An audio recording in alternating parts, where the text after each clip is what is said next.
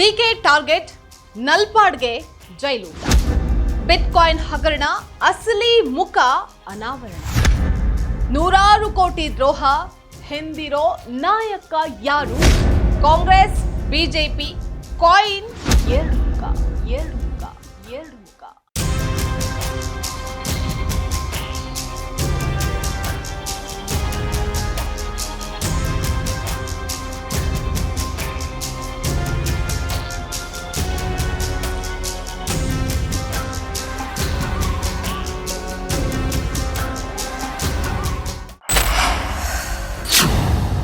Ladies and gentleman, ಯಶೋಧಾದೇವಿಗೆ ಮಾಡಿರುವಂತಹ ಮೋಸದಿಂದ bitcoin ಹಗರಣ ಬೆಳಕಿಗೆ ಬಂದಿದೆ ಹೇಗೆ?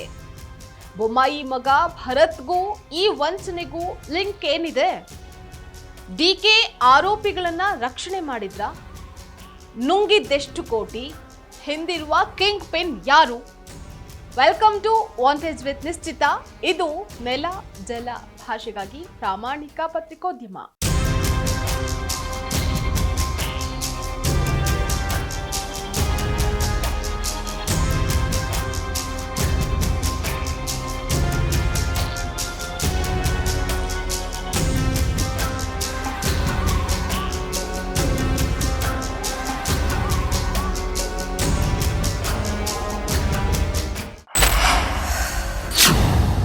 ಬೆಂಗಳೂರಿನ ಡಿಜಿಟಲ್ ಭೂಗತ ಲೋಕ ಮತ್ತು ರಾಜಕೀಯ ಅಧಿಕಾರ ಕೇಂದ್ರಗಳ ನಡುವಿನ ಅಪವಿತ್ರ ಮೈತ್ರಿ ಇಂದು ಬಯಲಾಗಿದೆ. ಇಷ್ಟೂ ದಿನ ತೆರೆಮರೆಯಲ್ಲಿ ಸದ್ದು ಮಾಡ್ತಾ ಇದ್ದಂತಹ ಬಿಟ್ಕಾಯಿನ್ ಹಗರಣದ ತನಿಖೆಗೆ ಜಾರಿ ನಿರ್ದೇಶನಾಲಯ ಇಡಿ ಅಧಿಕಾರಿಗಳು ಹದ್ದಿನಂತೆ ಎರಗಿದ್ದಾರೆ. ತನಿಖೆಯಲ್ಲಿ ಇದೊಂದು ಕೇವಲ ಕ್ರಿಪ್ಟೋ ವಂಚನೆ ಅಲ್ಲ, ಬದಲಾಗಿ ವ್ಯವಸ್ಥಿತವಾಗಿ ನಡೆದಂತಹ ಬೃಹತ್ ಹಣ ಅಕ್ರಮ ವರ್ಗಾವಣೆ ಅಂದ್ರೆ ಮನಿ ಲ್ಯಾಂಡ್ರಿಂಗ್ ಜಾಲದ ಆಳವನ್ನ ಅಳಿತಾ ಇದೆ. ಒಂದು ಸಣ್ಣ ವಂಚನೆಯ ಪ್ರಕರಣ ಹೇಗೆ ರಾಜ್ಯ ರಾಜಕಾರಣದ ಪ್ರಭಾವಿಗಳ ಮನೆ ಬಾಗಿಲಿಗೆ ಅದು ತಲುಪ್ತು ಅನ್ನುವಂತಹದ್ರ ಗಂಭೀರ ಆಯಾಮಗಳೇನಿದೆ ಅಲ್ವಾ, ಅದಿಲ್ಲಿದೆ ನೋಡಿ.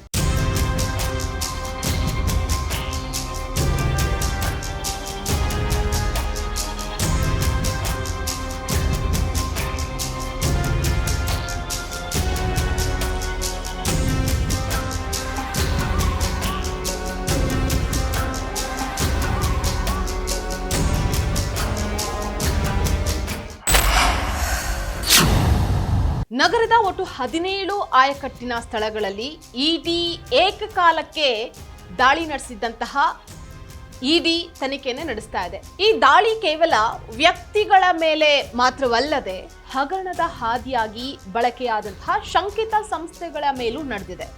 ಪ್ರಮುಖವಾಗಿ ಚಿಪ್ಸಾನ್ ಏವಿಯೇಷನ್ ವೈಟ್ಫೀಲ್ಡ್, ಇನ್ಪೇಡ್ರಿ ಐಟಿ ಸೊಲ್ಯೂಷನ್ಸ್ ಎಲೆಕ್ಟ್ರಾನಿಕ್ ಸಿಟಿ, ಹೋರೋಸ್ ಕ್ರಿಪ್ಟೋ ಕಂಪನಿ ಇವುಗಳ ಜೊತೆಗೆ ಶಾಂತಿನಗರದ ಶಾಸಕ ನಲ್ಪಾಡ್ ಹ್ಯಾರಿಸ್ ಅವರಿಗೆ ಸೇರಿದಂತಹ 4 ಪ್ರತ್ಯೇಕ ಕಚೇರಿಗಳ ಮೇಲೆ ದಾಳಿ ನಡೆದಿತ್ತು. ಇದೊಂದು ಸಂಚನ್ನ ರೂಪಿಸಿ ಮಾಡಿರುವಂತಹ ಅತಿ ದೊಡ್ಡ ಪ್ರಕರಣ ಇದಾಗಿದೆ. ಈ ಪ್ರಕರಣವು ಕೇವಲ ವ್ಯಕ್ತಿಗತವಲ್ಲದೆ ಸಾಂಸ್ಥಿಕ ಮಟ್ಟದ ಲಾಂಡ್ರಿಂಗ್ ನೋಡ್ ಆಗಿ ಪರಿವರ್ತನೆ ಆಗಿರುವುದನ್ನು ಸೂಚಿಸ್ತಾ ಇದೆ. ಇದರ ಹಿಂದಿರುವಂತಹ ಕಿಂಗ್ ಪಿನ್ ಯಾರು ಅನ್ನುವಂತಹದಕ್ಕೆ ಉತ್ತರ ಸಿಗುವಂತಹ ಸಮಯ ಸನ್ನಿಹಿತವಾಗಿದೆ.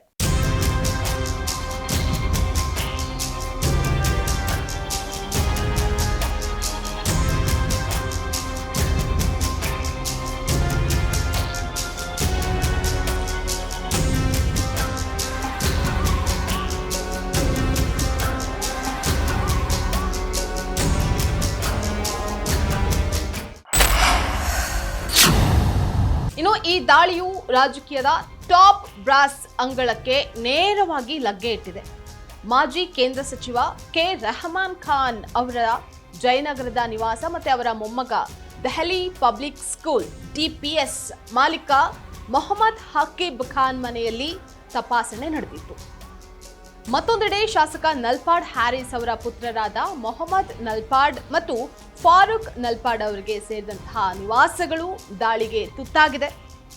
ಇಲ್ಲಿ ಗಮನಿಸಬೇಕಾದಂತಹ ಪ್ರಮುಖ ಅಂಶ ಏನಪ್ಪಾ ಅಂತ ಅಂದ್ರೆ ಹ್ಯಾಕರ್ ಶ್ರೀಕಿಗೂ ಮತ್ತು ನಲ್ಪಾಡ್ ಕುಟುಂಬಕ್ಕೂ ಕೊಂಡಿಯಾಗಿದ್ದ ಓಮರ್ ನಲ್ಪಾಡ್ ಹೆಸರು. ಶ್ರೀಕಿ ನೀಡಿದಂತಹ ಸುಳಿವಿನ ಆಧಾರದ ಮೇಲೆ ವಿಷಯ ಬಹಿರಂಗವಾಗಿತ್ತು. ಈ ರಾಜಕೀಯ ಕುಟುಂಬಗಳ ಜೊತೆಗಿನ ಆರ್ಥಿಕ ನಂಟನ್ನ ಇಡಿ ಈಗ PMLA ಅಡಿಯಲ್ಲಿ ಕಠಿಣವಾಗಿ ವಿಶ್ಲೇಷಣೆ ಮಾಡ್ತಾ ಇದೆ.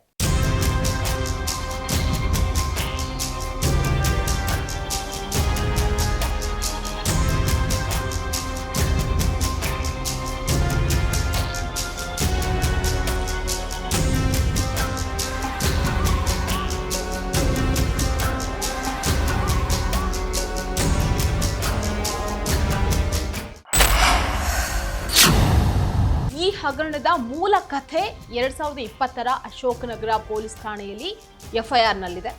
ಯಶೋಧಾದೇವಿ ಅನ್ನುವಂತಹ ಹೂಡಿಕೆದಾರರಿಗೆ 28 ಲಕ್ಷ ರೂಪಾಯಿ ಹೂಡಿಕೆಯನ್ನ ಮಾಡಿದ್ರೆ 45 ಲಕ್ಷ ರೂಪಾಯಿ ಲಾಭ ನೀಡೋದಾಗಿ ನಂಬಿಸಿ ವಂಚನೆಯನ್ನ ಮಾಡಲಾಗಿತ್ತು.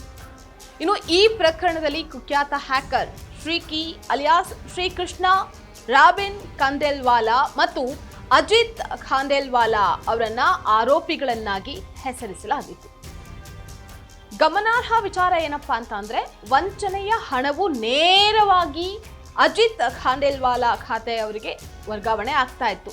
ಶ್ರೀಕಿ ಹ್ಯಾಕ್ ಮಾಡಿದಂತಹ ಬಿಟ್ಕಾಯಿನ್ಗಳನ್ನ ಮುಂಬೈನ ಒಬ್ಬ ಏಜೆಂಟ್ಗೆ ಕಳುಹಿಸಿ ಅದನ್ನ ನಿಗದೀಕರಿಸ್ತಾ ಇದ್ದ.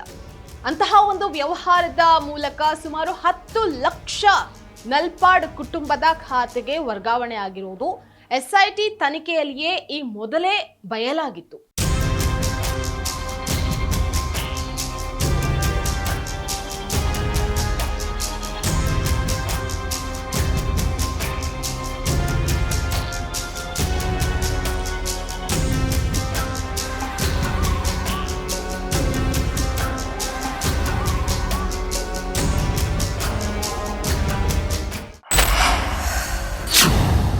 ತನಿಖೆಯ ವೇಳೆ ಹಣವನ್ನ ಮರುಪಡೆಯೋದಕ್ಕೆ ಸಹಕರಿಸೋದಾಗಿ ನಲ್ಪಾಡ್ ಭರವಸೆಯನ್ನ ನೀಡಿದ್ರು.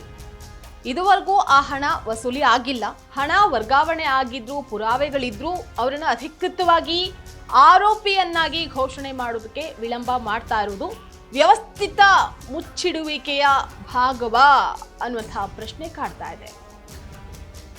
ಈ ವಿಳಂಬವೇ ಈಗ ಕೇಂದ್ರ ತನಿಖಾ ಸಂಸ್ಥೆಯ ಪ್ರವೇಶಕ್ಕೆ ಪ್ರಮುಖ ಕಾರಣವಾಗಿದೆ. ರಾಜ್ಯದ ವಿಶೇಷ ತನಿಖಾ ದಳದ SIT ಮೇಲಿರುವಂತಹ ಆರೋಪಗಳು ಗಂಭೀರವಾಗಿದೆ.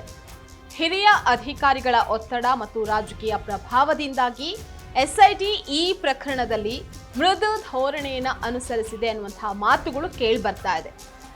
ಆರೋಪ ಪಟ್ಟಿ ಸಲ್ಲಿಕೆಯಲ್ಲಿನ ವಿಳಂಬ ಮತ್ತು ಪ್ರಭಾವಿಗಳನ್ನ ಪ್ರಶ್ನೆ ಮಾಡೋದಕ್ಕೆ ತೋರಿದಂತಹ ಹಿಂದೇಟು ಈ ಹಗರಣವನ್ನ ಹಳ್ಳ ಹಿಡಿಸುವಂತಹ ಹಂತಕ್ಕೆ ತಂದಿತ್ತು. ಆದರೆ ಈಗ ED PMLA ಕಾಯ್ದೆಯ ಅಡಿಯಲ್ಲಿ ಪ್ರವೇಶ ಮಾಡಿರೋದು ಈ ಹಗರಣಕ್ಕೆ ಹೊಸ ತಿರುವನ್ನ ನೀಡಿದೆ. SIT ಮರೆಮಾಚಿದ ಮನಿ ಟ್ರಯಲ್ ಅನ್ನ ಹುಡುಕೋದಕ್ಕೆ ED ಈಗ ಆಸ್ತಿ ಮುಟ್ಟುಗೋಲನ್ನ ಹಾಕಿಕೊಳ್ಳುವಂತಹ ಕಠಿಣ ಕ್ರಮಗಳಿಗೆ ಮುಂದಾಗುವಂತಹ ಸಾಧ್ಯತೆ ಇದೆ.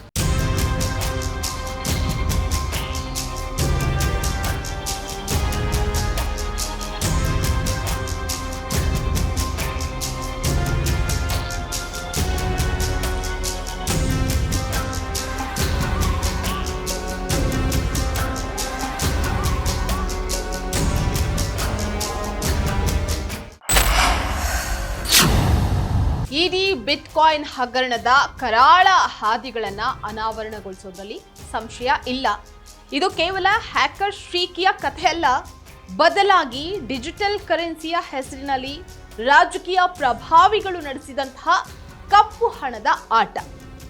ಆದರೆ ಇಲ್ಲಿ ಕಾಡುವಂತಹ ಬಹುದೊಡ್ಡ ಪ್ರಶ್ನೆ ಏನಪ್ಪಾ ಅಂದ್ರೆ ಡಿಜಿಟಲ್ ಕರೆನ್ಸಿಯ ಹೆಸರಲ್ಲಿ ನಡೆಯುವಂತಹ ಇಂತಹ ಹೈ ಪ್ರೊಫೈಲ್ಡ್ ವ್ಯವಹಾರಗಳು ಮತ್ತು ರಾಜಕೀಯ ಹಸ್ತಕ್ಷೇಪಗಳು ಸಾಮಾನ್ಯ ಹೂಡಿಕೆದಾರರ ಭದ್ರತೆಗೆ ಮತ್ತೆ ದೇಶದ ಆರ್ಥಿಕತೆಗೆ ಎಷ್ಟರ ಮಟ್ಟಿಗೆ ಅಪಾಯಕಾರಿ.